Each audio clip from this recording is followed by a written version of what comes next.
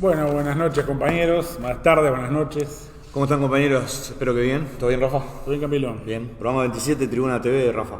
Sí, Venimos a un paro ayer. un paro muy importante, muy masivo y una marcha muy importante, una concentración donde hubo participación de mucha gente también del interior que se movilizó a Montevideo. 100 ómnibus, dicen, más o menos. Dicen que 100 ómnibus y bueno, caballadas, etcétera, ¿no? O sea, también movilización además de muchas columnas sindicales, también de Fugman. Así que fue una movilización muy, muy numerosa. Ahí pusimos un poco la imagen una de las tantas imágenes, la foto de la calle Libertador, donde estaba instalado el escenario. Y bueno, fue en este sentido una de las más numerosas, la última etapa por lo menos. Sí, había algunos debates en las redes sociales respecto a la masividad, ¿no? Ya, si había sido realmente masiva o no, pero creo que nadie puede poner en duda que hay unas reservas que se están poniendo en movimiento en la clase obrera que son realmente... Sí, otra cosa que llamó mucho la atención es que iban muchos sindicatos organizados, con banderas de los sindicatos, ¿no? Es decir, no era esa típica movilización más dominguera que a veces hay, donde los obreros van, pero de repente van más con la bandera del Frente Amplio de Uruguay. Había alguna bandera del Frente Amplio, pero banderas de Uruguay había más, pero sobre todo vinculadas a las banderas sindicales, ¿no? De distintos sindicatos, de las distintas corrientes, de alguna manera. Una participación más organizada, digamos. Más organizada, más allá que había mucha gente que participó en forma individual también, pero sí, en general uno veía organizadas las columnas, ¿no? En este sentido también, si bien en los paros parciales con movilización es bastante común que uno ve banderas sindicales y columnas, me pareció en este caso más numerosa la participación organizada de los sindicatos. Eso, bueno, un poco para arrancar, ¿no? Con el balance del paro general, porque también habría que hacer un balance de en qué contexto se da este paro, ¿no? Es decir, tenemos un gobierno que intenta salir del impasse de alguna manera, ¿no? Es decir,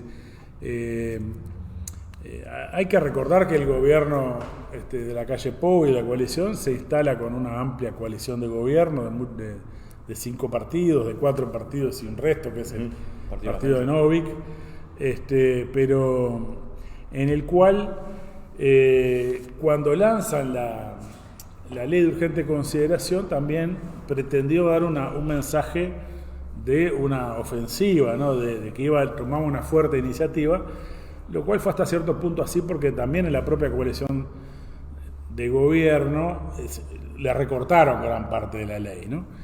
Y en un sentido, la reforma más importante que planteaba la LUC, que era la cuestión de la seguridad social, quedaba para una siguiente etapa y se formaba una comisión de llamados expertos para hacer la reforma de la seguridad social. Y por lo tanto, la LUC le generaba el marco político, en todo caso, el marco legislativo, normativo, para llevar adelante una ofensiva, pero no era en sí misma la ofensiva todavía, más allá de ciertas iniciativas de rebaja del salario, ¿no? De tarifazos, de aumento de algunos impuestos, aumento de combustible. Preparando el terreno, digamos, preparando el terreno, pero la clase obrera no está derrotada, ¿no? Es decir, y esto se ha visto claramente en cada lucha del último periodo, particularmente luchas de sindicatos que incluso no son tan poderosos en los papeles, ¿no? Es decir, la pesca, por ejemplo, o el frigorífico Canelones, que si bien es un frigorífico numeroso, quiero decir, es un sindicato, no es la Federación de la Carne, más allá de la valiosa solidaridad de los compañeros del frigorífico Carrasco, que es de la misma multinacional, la misma empresa. Pero son dos huelgas que de alguna manera, siendo de sectores del movimiento obrero, que tampoco es masivo, marcaron una tendencia y también importante, terminaron con progreso, ¿no? Con algún triunfo en el caso de la pesca y por lo menos con poder pararle la mano a la patronal en el caso de Sofrica, ¿no? Es decir, entonces hay allí una reacción desde la base que me parece importante.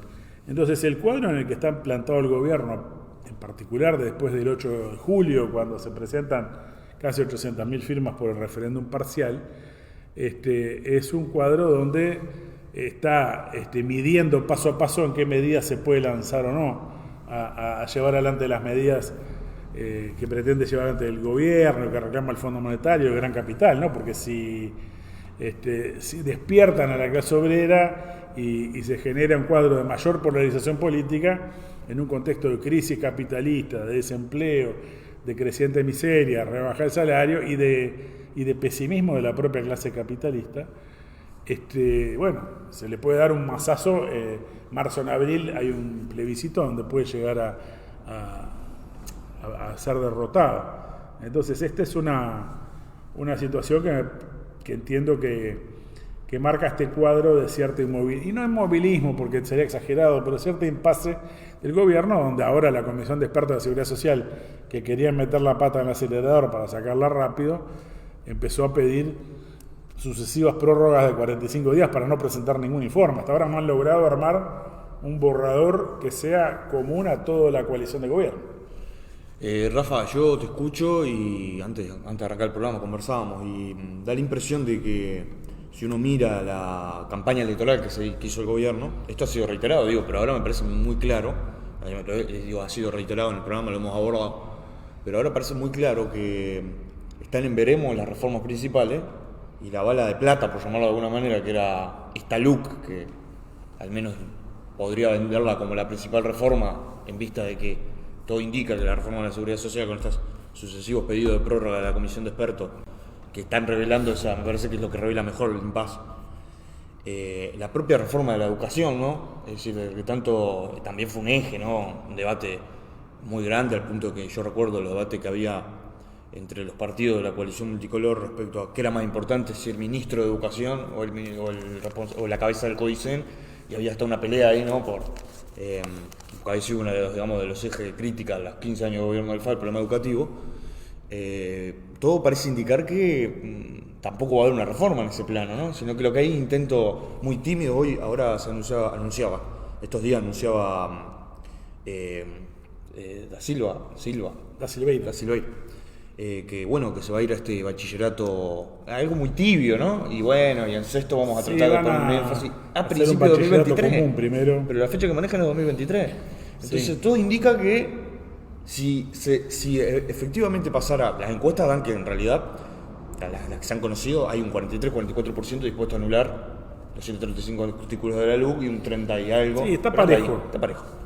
Si efectivamente se anulara, se puede hablar de que es un gobierno casi que terminado en algún sentido, ¿no? Sí, claramente sí. En el tema de la educación, en realidad la LUC es una reforma en sí, porque al haber sacado a los representantes de los docentes de los consejos, e incluso eliminado los consejos, ¿no? Es decir, los consejos concentrados, lo que era consejo secundaria, de UTU, de primaria, ya no existen como tales. Existe una persona, es decir, la directora general de educación secundaria, esta nefasta persona Cherro, que están en la ofensiva contra FENAPES, junto con Esquipán y el Colorado, el diputado Colorado.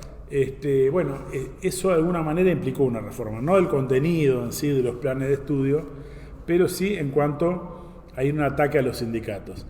Y con ese discurso ridículo de que los sindicatos dominaban la educación, ¿no? Es decir, los sindicatos en este país tuvieron que hacerle una huelga a Tabaré Vázquez cuando le metió servicios esenciales. En 2015 ya habían ido a una huelga en 2013. Quiere decir que si hay alguien que no controla la educación son los sindicatos docentes. Pero hay una campaña muy fuerte contra FENAPES, en particular contra los profesores de secundaria, un ataque a su derecho a organización sindical, a la utilización de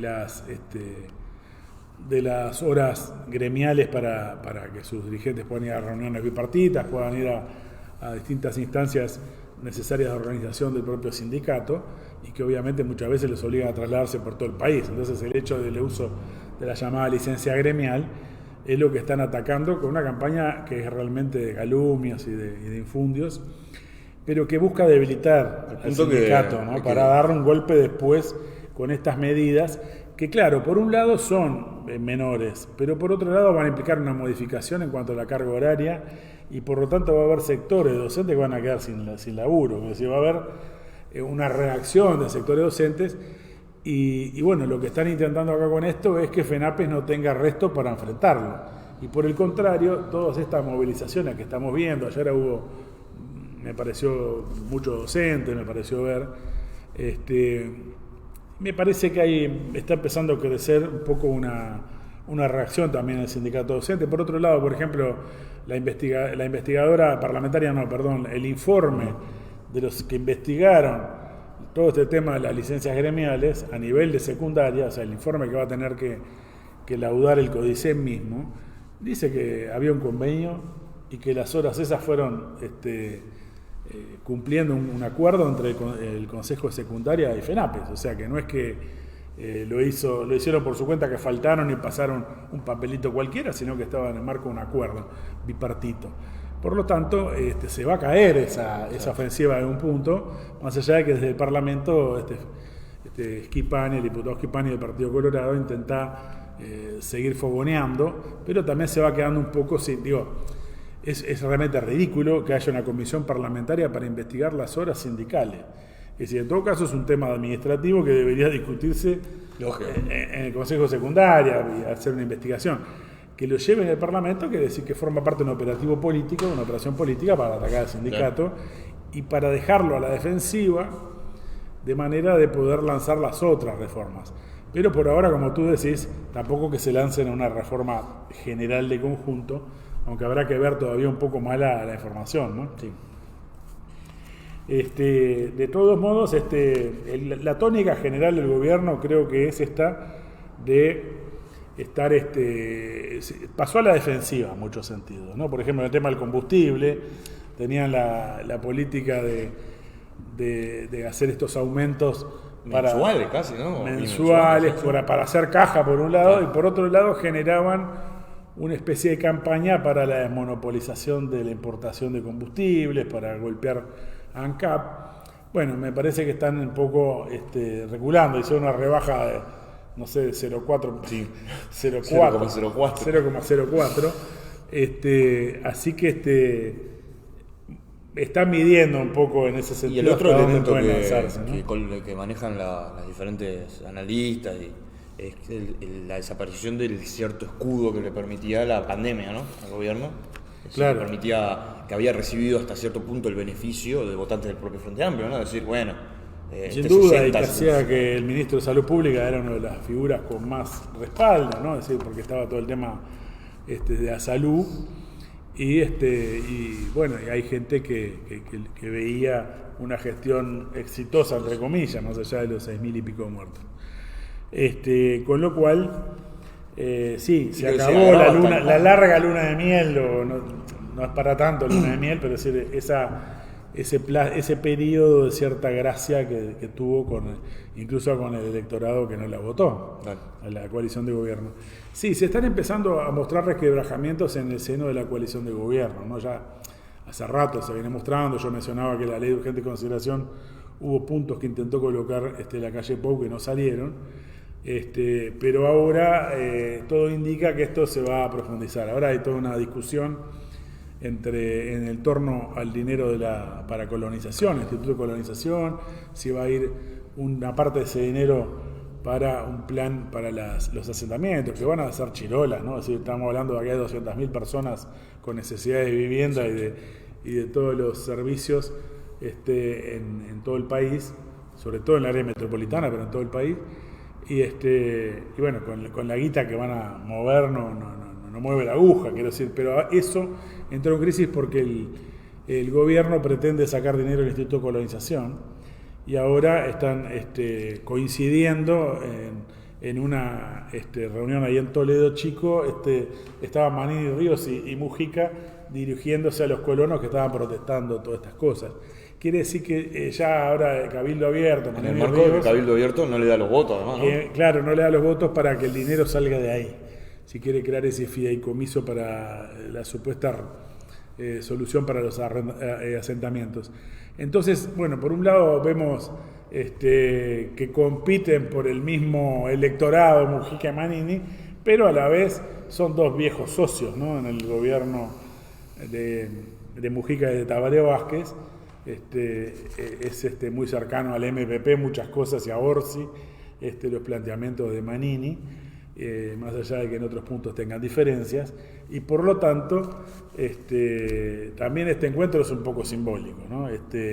Porque Manini de alguna manera también le manda mensajes a la calle Pou, y también puede ser hacia la reforma de la seguridad social, ¿no? Donde está la caja militar en juego, y meter una reforma de la seguridad social requiere los votos o del Frente Amplio, de Manini y Ríos, suponiendo que los colorados los tuviera garantizados, y por lo tanto, ahí hay todo un tironeo que está por verse si no rompe la propia coalición de gobierno. Sí, porque ir a una reforma de la seguridad social sin tocar la caja militar es inviable. Políticamente es inviable. O sea, entonces no le van a meter la edad de retiro a todo el mundo y a los militares no, que son los que se retiran más jóvenes, ni modificarle la forma de cálculo a todo el mundo y no a los militares, que son los que obtienen una jubilación por encima del salario que tienen al momento de retirarse.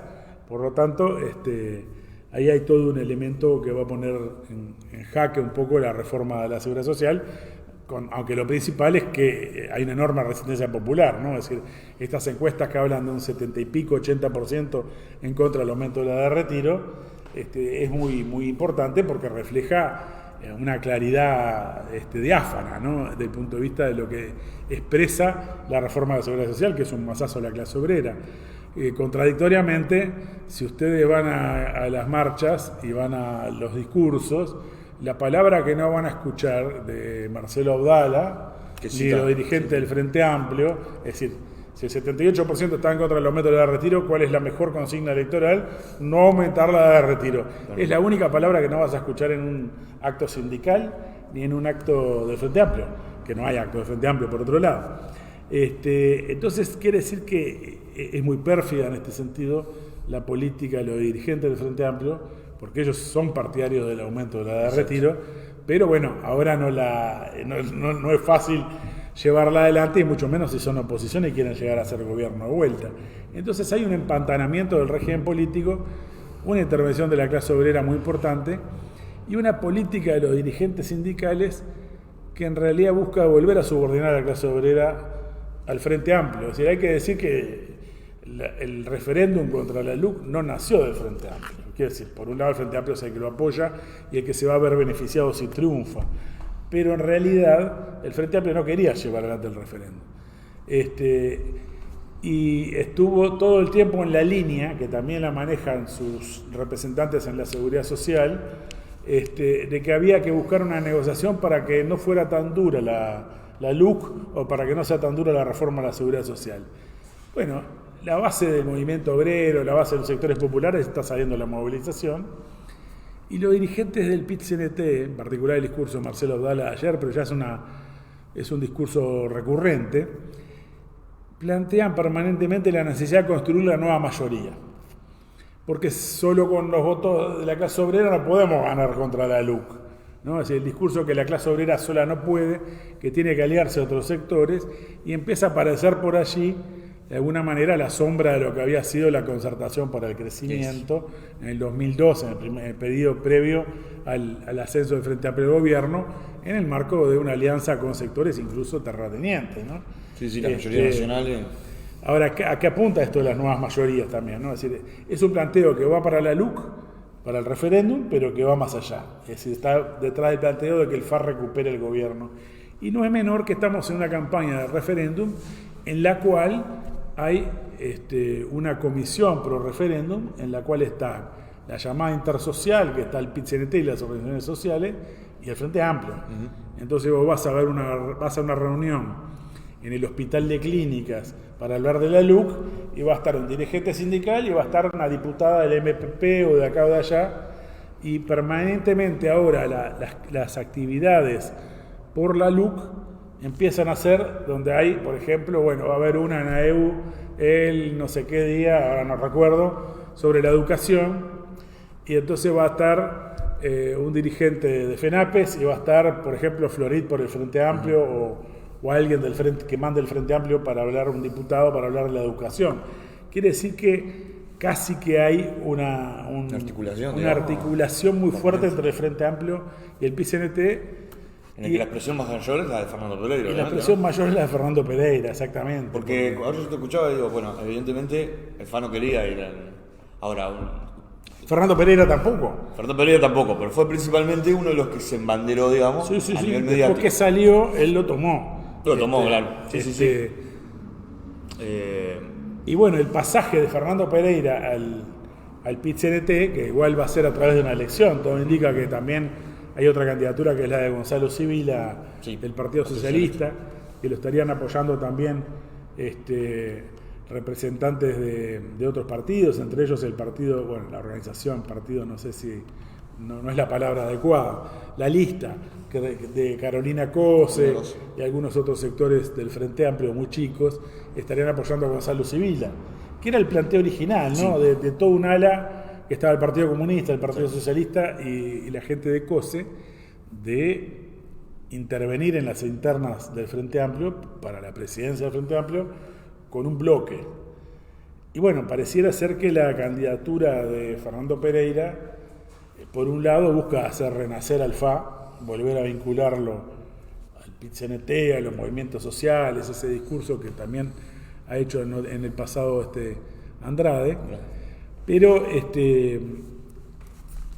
quiero decir, también anula o minimiza la pugna interna, ¿no? Es decir, en una forma curiosa, ¿no? Es decir, el ala derecha es la que más quiere a Fernando Pereira. Lo lanzó Mujica, pero lo quiere Vergara, lo quiere el astorismo, lo quiere el PDC, lo quiere la vertiente artiguista.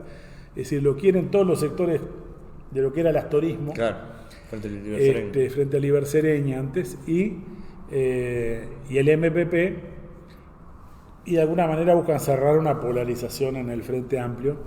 En este sentido. Lo llamativo es que no hay un balance de esto, ¿no? Porque obviamente que en los debates, en los planteos tácticos, estratégicos y teóricos respecto al problema de que, bueno, la clase obrera no da sola, necesitamos aliarnos, no se hace un balance, en la famosa autocrítica del Frente Amplio, no se hace un balance de cómo se pulverizó electoralmente el Frente Liber Seregni, ¿no? Sí. Fue el que apareció, digamos, cuando se vota a Martínez como candidato,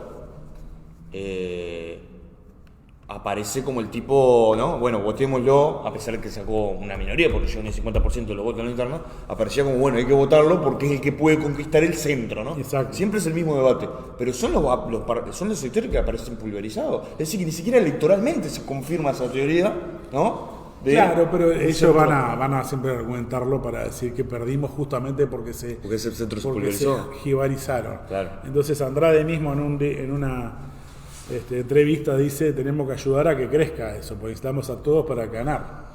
Necesitamos que crezca la derecha del FA para poder ganar las elecciones. Es la misma línea que la nueva mayoría que plantea el PIT-CNT. Es decir, que el movimiento obrero no tendría que lanzarse a la lucha de estilo pesca y sofrica, sino que tendría que ser, de alguna manera, el que motorice, el que dinamice una campaña electoral en el referéndum y después llevando al Frente Amplio el gobierno. Pero después la política económica la van a llevar adelante Vergara, el astorismo y todos los sectores que son los garantes frente al capital y a los banqueros, para que no les vayan a tocar sus intereses. Entonces realmente están planteando que el movimiento obrero vuelva a tropezar nuevamente con la misma piedra, pero en un contexto económico mucho más crítico a nivel internacional, y acá tal vez tendríamos que introducir un fenómeno que es el de Argentina, ¿no? Sí, el otro porque punto. Es uno de los países donde es muy explosivo el proceso económico y el proceso político, y bueno, esta relación entre los dos procesos es evidente. Quiero decir, la crisis económica produce crisis política y la falta de una estabilidad política produce también sus efectos en la economía, ¿no? Y en los movimientos de los grandes capitales, etcétera. Ahora se ha dado una elección en la cual es derrotado el peronismo, el frente llamado Frente de Todos, que unía a Alberto Fernández, a Cristina Fernández y a otros, y triunfa la oposición de derecha que viene del macrismo, ¿no? Es decir, no necesariamente Macri es el más fortalecido en esta elección. Parece que aparecen Rodríguez Larreta y Vidal, como Vidal, Bullrich, ¿no? Otra. Sí, distintas. Era ministra, de Macri, sí, ¿no? y distintas expresiones también de cierto renacimiento de los radicales. Pero más allá de la conformación específica de cada bloque, bueno, hace 6 años habían votado los macristas para sacar a los kirchneristas. Sí. Después, hace 2 años, votaron a los Frente de Todos. Fernández de Frente de Todos para sacar a los macristas y ahora vuelven. Ahora, superficialmente uno podría decir, bueno, estamos ante Recambios. Sí, ante una locura colectiva, porque vos estás votando cada 2-4 años en contra de los que pusiste hace 2-4 años, los que acabás de instalar.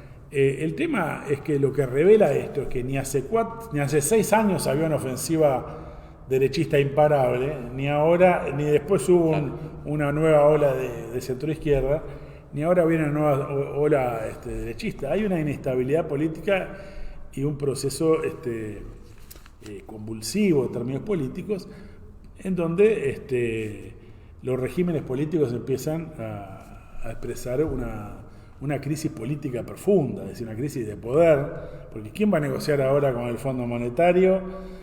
Bueno, ahora termina siendo un proceso encima donde Cristina Fernández le ordena a todos sus funcionarios que le ofrezcan la renuncia a Alberto Fernández como aparentemente una forma de presión sobre Alberto Fernández para que cambie a sus ministros, sobre todo en la economía. Entonces estamos ante una pugna dentro del gobierno y casi que una destitución de algunos de sus funcionarios, que no se sabe dónde va tampoco, ¿no? Y hay un reclamo de la derecha con todo el peligro que implica, ¿no? Porque obviamente que si uno sigue el juego electoral, digamos, primero, Argentina es un país que tiene elecciones cada 2 años, ¿no? Es decir, lo cual ya refleja cierto grado de disgregación, ¿no? En algún sentido. Pero ojo, eso puede muchas veces en un gobierno que viene pujante y que tiene las riendas, puede hacer que una elección de medio término se fortalezca su bancada y vaya a más reformas. El tema es esta inestabilidad que no es exclusivamente argentina, ¿no? Es en Brasil, en Perú, en Chile, etcétera, etcétera. Hoy hablaba en una radio que aparentemente, por lo que tengo entendido, habla toda la semana, Mujica, hacia Argentina, creo que Radio 10 o algo por el estilo, y lo que llamaba él es que bueno, que acá el problema es que hay un aire refundacionista acá todo el tiempo, ¿no? Yo creo que es una crítica un poco, o es una observación un poco superficial, digamos, porque en realidad no hay ninguna, es decir, en el caso de Macri y el Frente de Todos, en este caso el kirchnerismo, o el peronismo, para decirlo en términos, siempre es un término problemático, digo, pero no hay divergencia entre, sí, todos han firmado, es decir, cuando gobernó Macri en 2015, 2016, 2017, firmó un acuerdo con el FMI de préstamo como nunca en la historia, o sea, un préstamo gigantesco le dieron a Argentina como nunca ese fondo, como nunca esa institución le había dado a otro país, sabiendo obviamente que no iba a poder pagar. Sí. Y el eje de la discusión ahora es, y que ha precipitado esta elección, porque ahora aparentemente el FMI está presionando para que se firme un acuerdo antes, cuando él mismo, lo cual refleja también esta inestabilidad, había exigido que ese acuerdo lo firmara el Congreso y no un presidente, y menos un presidente que tiene este lío interno. Exacto. Entonces hay reclamos de la derecha ahora, y esto se puede ver, que acá podemos hacer un paralelismo con Uruguay hasta cierto punto, de, bueno, acá si Cristina presiona y saca a los ministros, vayamos a un gobierno de unidad nacional.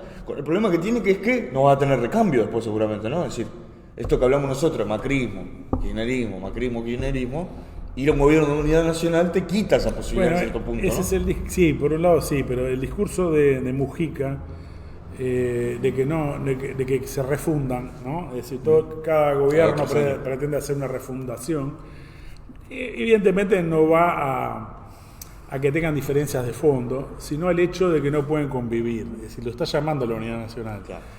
Mientras que en Uruguay podemos conversar y bueno, puede estar un día Sanguinetti, Tabaré Vázquez cuando estaba Mujica, Manini, y pueden conversar y tienen diferencias.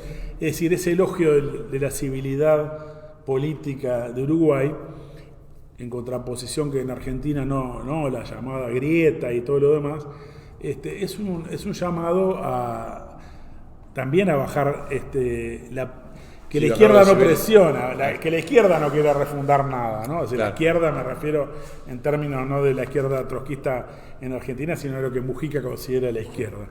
Y por lo tanto, es un llamado al pacto, al acuerdo, a la unidad nacional y a disciplinar de alguna manera a los sectores más, justamente indisciplinados de cada uno de los bloques, Claro. a intentar limar los bloques. Yo creo que Uruguay no es una excepción en ese sentido. Quiero decir, por un lado, al lado de todos de Chile, de Brasil, de Argentina y de Perú, parece muy estable. A mí me llamó la atención hoy una nota que salió en un semanario en Búsqueda que dice, bueno, no se va a ver nada. Votantes de Cabildo Abierto fueron la fuga principal de la coalición multicolor al Frente Amplio en el balotaje, según un estudio académico. Bueno, este estudio académico, para decirlo en palabras cortas, así muy brevemente, dice que el FA creció desde octubre a noviembre del 2019 8% más o menos del electorado nacional, de los cuales 4% venían de la coalición multicolor, 3 de Cabildo Abierto, 1 de los colorados, grosso modo, y los otros 4 de la gente que votó en blanco y de la gente que votó a los partidos menores, a la Unidad Popular, al Partido Independiente, al Partido de la Gente, al PERI, etcétera, etcétera. Por lo tanto, Un poco confuso. O sea, la elección se da en octubre, saca 60%, digamos, todos los partidos de la coalición. Sí, no llegan a No tanto. llega a 60. No. Un 40, digamos, un 55. 40 digamos, y poco el FA. 40 y poco. Y llegan al 48 prácticamente, 47, 48, con esos votos que sacan. La mitad la En sacan. balotaje, ¿verdad? En balotaje en el aumentan balotaje. 18 puntos. La mitad sacan de los votantes de la derecha y la otra mitad, bueno, de los votos en blanco. Exacto. Y de otros partidos menores. A lo que voy es que si la fuga principal de votantes es de Cabildo Abierto, que es en los libros, ¿no? Parece ser el más lejano del Frente Amplio. Claro. Bueno, quiere decir que hay una volatilidad muy grande. Esto ya lo había hecho Manini Ríos cuando decía que le preguntan, ¿no? ¿Cómo es posible que alguien votó a Mujica y después vote a Manini? Bueno, porque hay una desesperación de la gente, dice él. Eso es así, es muy gráfico. Y Contra las ideas estas de, la derechización, la gente se vuelve fascista, ¿no? claro, del ¿Qué mismo pasa? modo que esos que cuando votaban a Mujica no era que se habían radicalizado, era Totalmente. la frontera entre Mujica y Manini no era tan radicalizada. Pero bueno, sí tenemos un escenario también en este sentido volátil y entonces empiezan a aparecer en la coalición los roces y las peleas internas que ya empiezan a tener, por un lado, el apetito por el control de los cargos del Estado y de la caja, etcétera, y por otro lado, la forma de plantearse las elecciones que vienen. Entonces, esta puja entre los colorados, estalló con el tema del Ministerio de Turismo, las cuestiones en torno a colonización por parte de Manini Ríos, hay toda una pelea allí que de todos modos está en la superficie del tema, ¿no? Es decir, por otro lado hay otras fracturas que van a aparecer que tienen que ver con esto de China, por ejemplo, ¿no? Es decir, ya tenemos sin China, digamos, sin la discusión sobre el TLC con China, una pugna en el seno de la burguesía, porque hay sectores que dicen el dólar está muy bajo, tienen que devaluar, con Argentina no podemos competir, con tales y cuales tampoco. Y de esta manera, sí, con Australia, o con Nueva Zelanda, o con quien sea, sobre todo sectores exportadores, reclaman esta evaluación. Y también sectores de la industria, ¿no? Es decir, evidentemente, esto ya está planteado en el escenario político, hasta cierto punto atenuado por los precios de las materias primas, ¿no? Es decir, bueno, como venden mucha soja, venden mucha carne, y Claro. la venden a precios Pero altos. incluso muchos leía un informe de que hasta 2017 o 2018 ya por sí Uruguay, China es el principal, ¿no?, comprador, por encima de Brasil, creo incluso. Sí, ¿no? el primer comprador. El primer comprador, pero ya creo que recién en 2017 dejó de ser deficitario la balanza comercial Uruguay-China. Es decir, Claro. que hasta desde ese punto de vista hace relativo muy poco y tampoco es que es favorable a nosotros de manera Sí. Hay una... marcada, ¿no? Claro, el problema es que Hasta un Así que la idea de un TLC, ¿cuál es la idea que uno ve?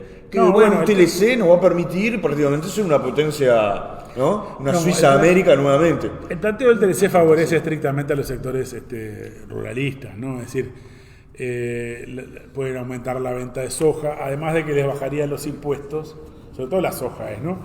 Le bajarían los impuestos que tienen que pagar en China para entrar. Pero además podrían vender soja para otros sectores, es decir, no para consumo animal, sino para consumo humano.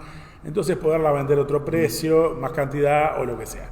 La cantidad es relativa porque tampoco la producción va a explotar tanto, pero si ya está muy alta.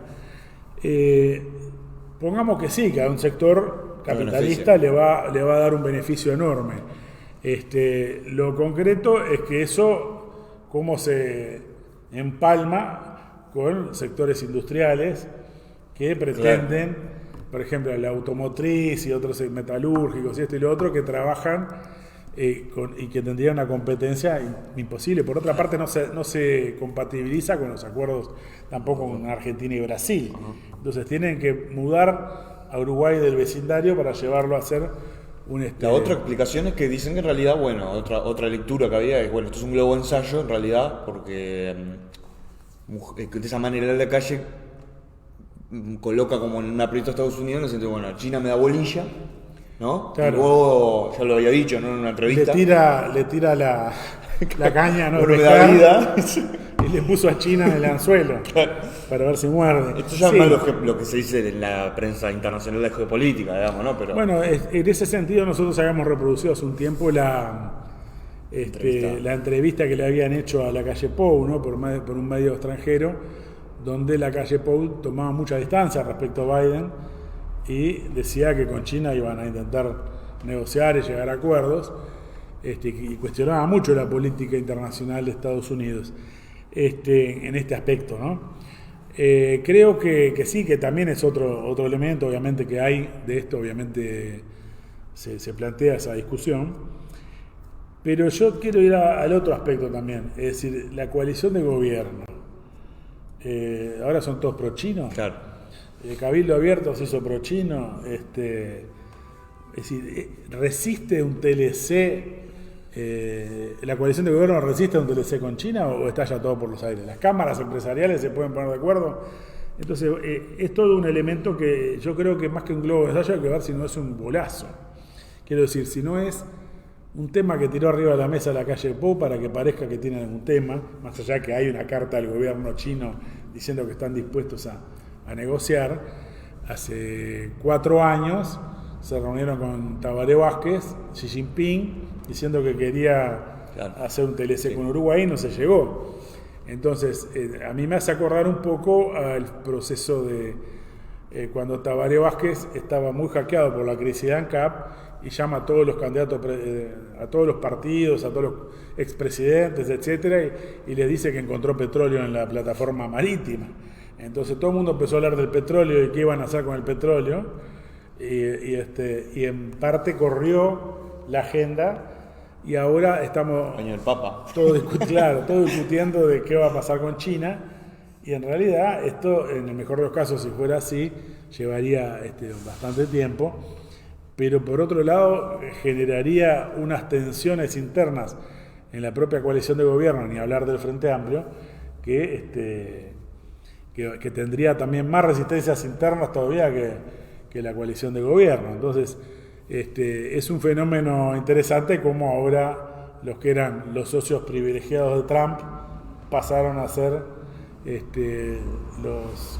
los aliados de Xi Jinping porque le pueden vender soja, ¿no? Es decir, lo que podría ser solamente una maniobra, ¿no? Para recuperar un poco de aire, termina hasta siendo inviable en algún punto, ¿no?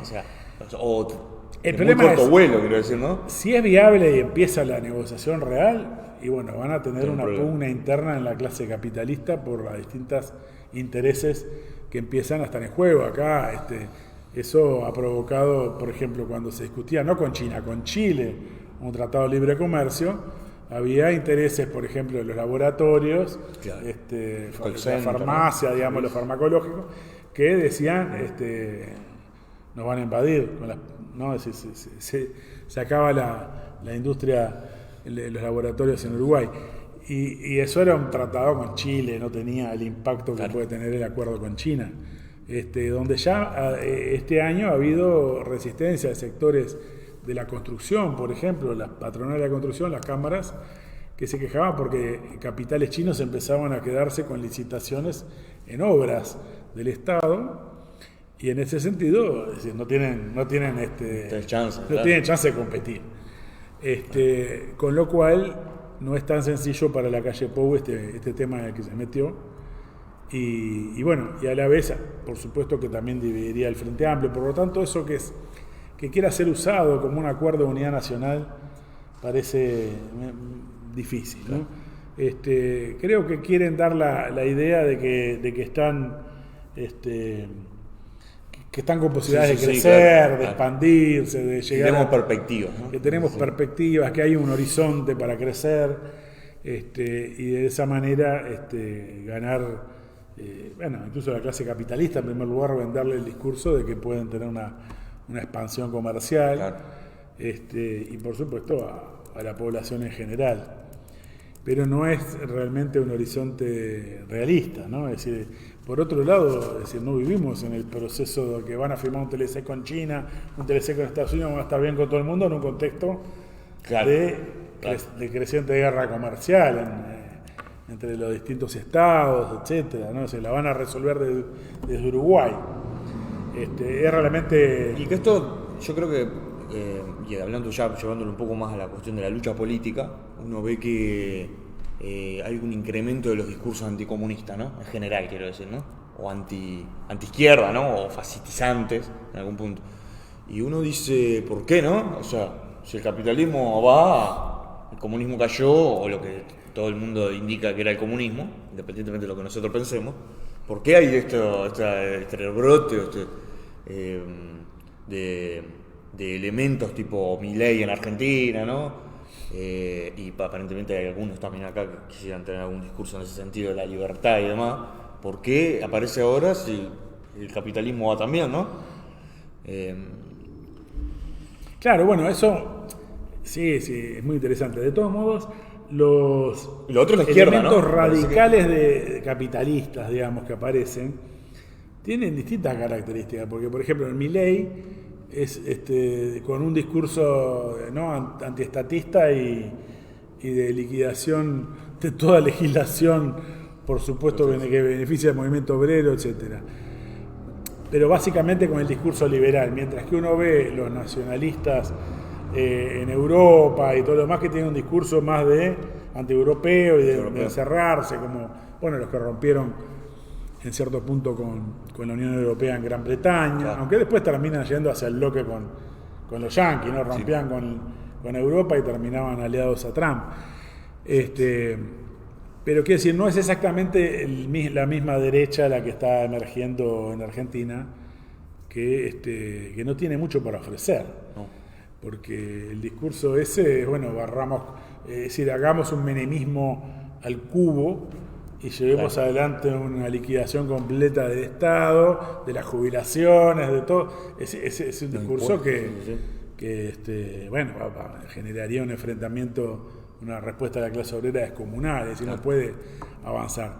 De todos modos, el conjunto de la clase capitalista, bajo la presión del Fondo Monetario en Argentina, está yendo en el sentido de una reforma laboral y una reforma jubilatoria, ¿no? Es decir, un ataque en regla. La eliminación de la indemnización por despido. O sea, él se planteó casi de guerra civil, se había mirado, o sea, en el contexto argentino, con 60% de pobreza, una canasta de 130.000 pesos, ¿no? Y un desempleo monstruoso. El argumento del desempleo lo usan para decir que como es caro despedir, no toman obreros. Pero si vos haces gratis despedir, van a tomar muchos obreros. Es una cosa descabellada.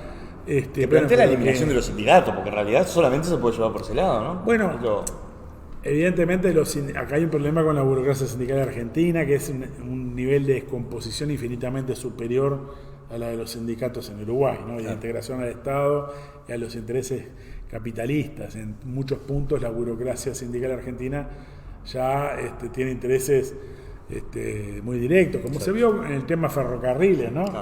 Cuando tenían ellos tercerizadas que explotaban obreros, los mismos sindicalistas, Y bueno, el tema de la seguridad social fueron cogestores de todo el proceso de privatización de la seguridad social, porque ellos tenían parte en las acciones de las AFJP, como le llamaban allá a las AFAP. Entonces hay un nivel de podredumbre en ese sentido de la alta burocracia sindical que la puede hacer cómplice, obviamente, de estas ofensivas, pero va a generar una respuesta de las masas, no más allá de lo que quiera o no quiera la burocracia sindical. Creo que volviéndonos un poco más al rol de la izquierda me interesaba a mí, más allá, digo, ¿no? Uruguay, sí. Claro, el rol de la izquierda respecto a todos estos fenómenos y a esta situación. Que siempre es colocado, ¿no? Como, bueno, a ver, o al menos hoy en día el debate está colocado en que, bueno, esto hay que darle una acción, esperar las elecciones, discutir en términos alternativos y del voto, ¿no? Siempre se coloca como un talón de Aquiles, finalmente, ¿no? Porque las elecciones siempre van quedando lejos.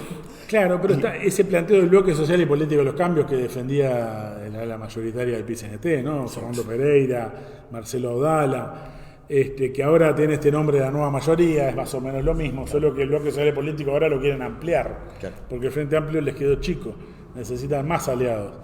Y antes de eso el gobierno en disputa, ¿no? Así que se han pasado, ¿no? Bueno, han ido pasando hacia la derecha. Claro, el gobierno de disputa lo archivaron. Del mismo modo que archivaron la puja interna, ahora dice, no quiero derrotar a la derecha del Frente Amplio. Exacto. Necesito que viva y que crezca para ganar. Entonces es un discurso que conduce a rebajar cualquier tipo de programa reivindicativo incluso, pero no digamos ya transformaciones sociales y políticas, porque tengo que ganar aliados desde el centro, desde la derecha y de la burguesía, y por lo tanto no puedo asustarla, no puedo atemorizarla. Esa es toda una política que conduce a lo que ya condujeron los 15 años de gobierno del Frente Amplio, ¿no? A mantener las AFAP, a ir a reformas en el sistema de seguridad social que aumenten la edad de retiro, que modifiquen los cálculos jubilatorios a la baja, que contengan el salario, ¿no? Es decir, el gasto estatal para pagar la deuda externa, achicar el gasto público. Es decir, vamos a una política de ajuste con un gobierno de centroizquierda. Ese es nos plantean como si hubiera una contraposición de proyectos de país, cuando, bueno, podemos vernos en el espejo Argentina, que es más convulsivo, pero bueno, los dos proyectos de país no plantean, es decir, el ajuste que realizó el gobierno de Alberto Fernández con Cristina Fernández fue uno de los más grandes de toda la historia, ¿no? Es decir, en este último periodo, en plena pandemia, achicando también el gasto social, lo mismo que hace la calle Pou. No es que haya una contraposición de programas. De todos modos, bueno, la verdad que la situación de Argentina en parte golpea a Orsi y a otros, ¿no? Es decir, Orsi que colocaba a Alberto Fernández como un clase A, ¿no? Clase A, como que el modelo que querían para la pandemia era el de Alberto Fernández. Bueno, evidentemente en esto han quedado mal parados, ¿no? Orsi ha tenido una puntería realmente lamentable últimamente. Era que aparecía como, ¿no? Con la LUC, ahora con esto de su pollo, digamos, ¿no? Que era como colocado como... además era su perfil, ¿no? Moderado, un tipo que aparecía como súper... Sí. La superestructura, ¿no? Siempre. El discurso más centrador para el interior, para los canarios, para hacerse el popular, un poco a la Mujica, y a la vez un discurso más de tender puentes hacia el gobierno nacional, hacia la calle Pou y hacia el propio Cabildo Abierto, ¿no? Hacia Manini Ríos. Sí, bueno, veremos, esa puja todavía está por verse. Yo creo que lo que importa acá es, volviendo al paro general, ¿cuáles son las conclusiones? Porque, por ejemplo, una de las críticas que siempre se escuchan es, mirá, ahora está la derecha, no forcé diferencias porque... ¿no? Hay que unirse contra la derecha. Hay que unirse contra la derecha y somos los que tenemos un planteo distinto. Somos minoría, entonces si vos forzás la diferencia, vamos a ser menos todavía, ¿no? Sí, que es recurrente, ¿no?